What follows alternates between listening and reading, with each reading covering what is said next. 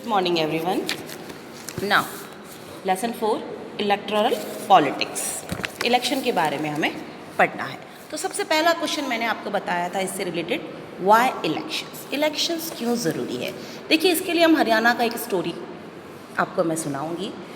हरियाणा इन 1987 election होने वाले हैं, ठीक है। वहाँ हमेशा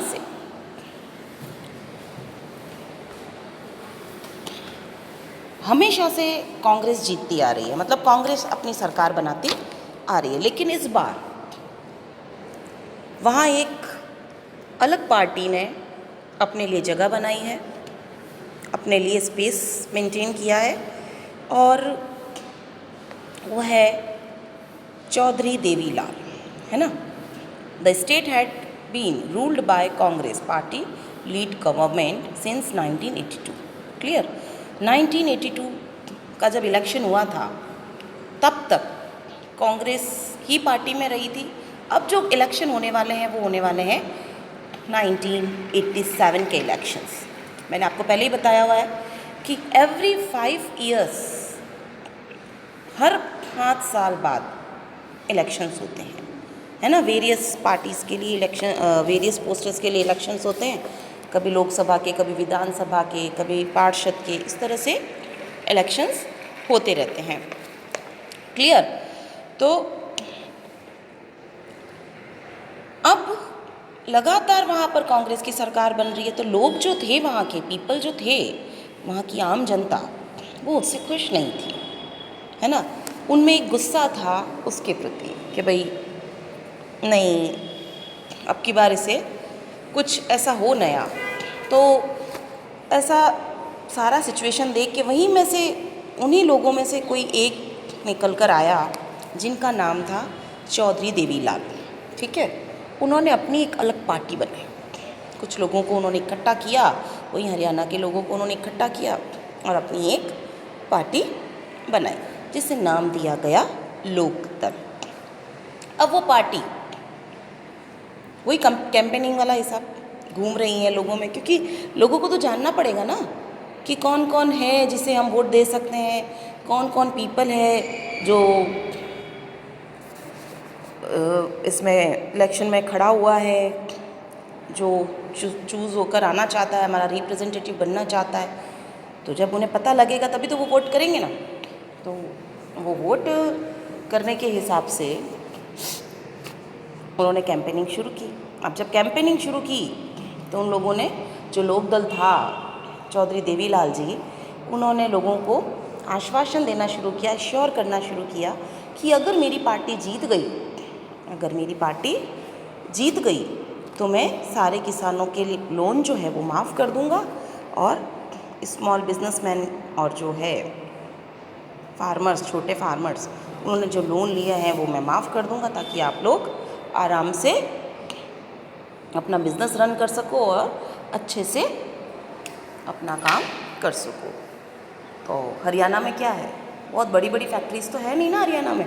हरियाणा में मोस्टली फार्मर्स रहते हैं, पता है ना सबको कि वहाँ पर एग्रीकल्चर का बहुत बड़ा काम है, और छोटे छोटे वेंडर्स ही वहाँ पर है, स्मॉल वेंडर्स ही वहाँ पर है। तो वहाँ की पॉपुलेशन का बहुत बड़ा हिस्सा जो था वो इसी कैटेगरी से बिलोंग करता था, फार्मर और स्मॉल बिजनेसमैन से। ऑब्वियसली अब जब ऐसे वादे वो कर रहे हैं, चौधरी लाल जी थे, चौधरी देवीलाल जी ऐसे वादे कर रहे हैं, तो लोग बहुत अट्रैक्ट हुए उनसे, क्योंकि मेजॉरिटी तो उनकी थी ना, किसानों की और छोटे छोटे बिजनेसमैन्स की। तो वो लोग बहुत अट्रैक्ट हुए उनके इस वादे से, प्रॉमिस से। ठीक है भाई, इलेक्शन का दिन आ गया, लोगों ने इलेक्शन में पार्टिसिपेट किया, वोट कास्ट किया। अब इलेक्शन कंप्लीट हुए, है ना। उसके बाद जो डिसीजंस आना था वो लोकदल के फेवर में आया।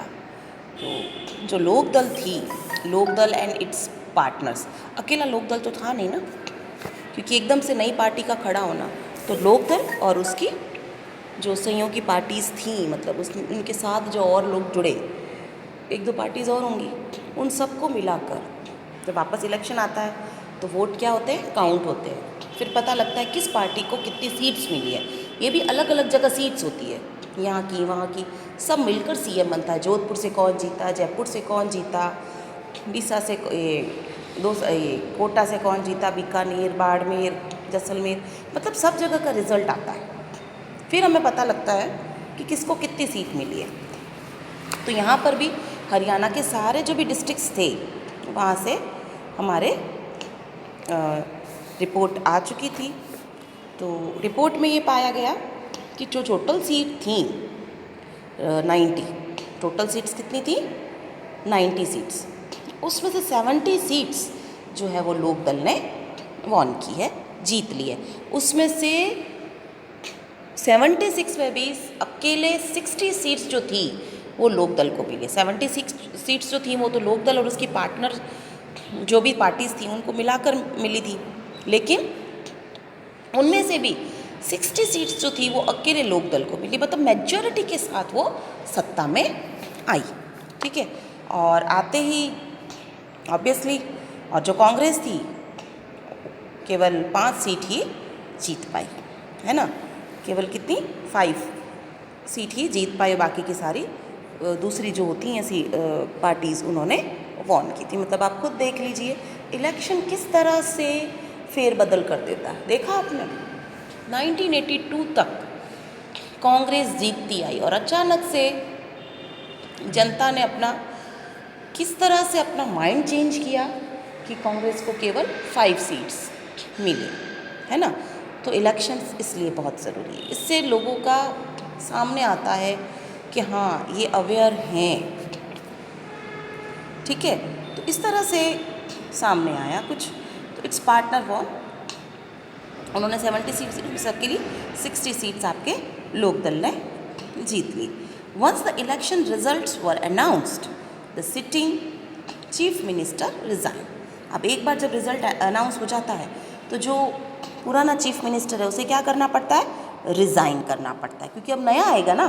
तो the newly elected member of legislative assembly, मतलब देखिए एमएलए की फुल फॉर्म है, हम बार बार करते हैं ना एमएलए, तो एमएलए की फुल फॉर्म क्या है, मेंबर्स ऑफ लेजिस्लेटिव असेंबली, ठीक है, of Lok Dal choose Devi Lal as their leader. तो अब हमारे लीडर कौन बन गए थे हरियाणा के, देवीलाल जी बन गए थे।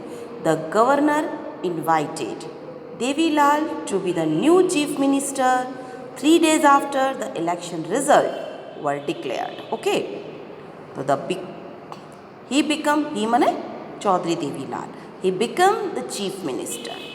As soon as he became the chief minister, his government issued a government order waiving the outstanding loans of small farmers. ठीक है, उन्होंने कह दिया कर दीजिए agriculture labourer and small businessman. His party ruled the state for 4 years. Obviously अब अगला election आ गया है। The next election were held in 1991, आगे 5 साल बाद, और 1991 में फिर से इलेक्शन हुए, but this time his party did not win popular support. The Congress won the election and form the government. ठीक है, फिर से क्या हुआ, इलेक्शन कौन जीत गया, कांग्रेस जीत गई। तो कहने का मतलब क्या है, ये एक जनता की ताकत है ना, ये जनता की ताकत है, वहाँ के सिटीजन्स की ताकत है कि वो किसको इलेक्ट कर लाएगी।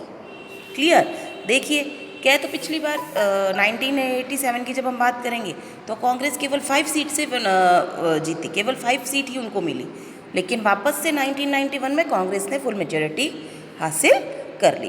तो इसीलिए बेटा इलेक्शंस होने बहुत ज़रूरी हैं, क्योंकि लोगों का नज़रिया हमेशा बदलता रहता है। वो यहाँ पर कहने का मतलब ये है कि लोग अपना रिप्रेजेंटेटिव चुनने के लिए बिल्कुल फ्री है, वो अपने हिसाब से अपना रिप्रेजेंटेटिव चूज़ कर सकते हैं।